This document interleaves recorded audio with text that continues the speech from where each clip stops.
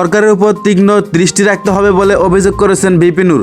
অন্তর্বর্তীকালীন সরকারের উপর তীক্ষ্ণ দৃষ্টি রাখতে হবে বলে মন্তব্য করেছেন গণ অধিকার পরিষদের সভাপতি নুরুল হক নূর। তিনি বলেছেন, এই সরকারের সফলতা ব্যর্থতার উপর আমাদের আগামীর বাংলাদেশ, আমাদের পুরো জাতির ভবিষ্যৎ নির্ভর করছে। সুতরাং অন্যদের চেয়ে এই সরকারের কাজের সতর্কতা অবলম্বন করতে হবে এবং আমাদের প্রত্যেককে তাদের উপর তীক্ষ্ণ দৃষ্টি রাখতে হবে। কারণ তাদের কার্যক্রম সঠিক হচ্ছে কিনা, মানুষ উপকৃত হচ্ছে কিনা, মানুষের মধ্যে কোনো অসন্তোষ তৈরি হয়েছে কিনা তা দেখতে হবে। তাই আমরা শিক্ষকদের এই যৌক্তিক দাবি মেনে নেওয়ার আহ্বান জানাচ্ছি। বেতন কাঠামো, বেতন বৈষম্য দূর করারও আহ্বান জানাচ্ছি।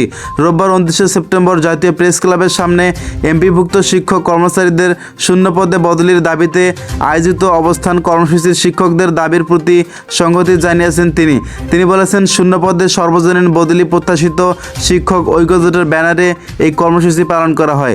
নুরুল হক নূর বলেছেন, আমাদের আন্দোলনের কারণে সরকার আজকে গদিতে বসেছে। আমাদের ত্যাগ, আমাদের শ্রম, আমাদের নির্যাতন নিপীড়নের মাধ্যমেই আজকে তারা উপদেষ্টা হয়েছে।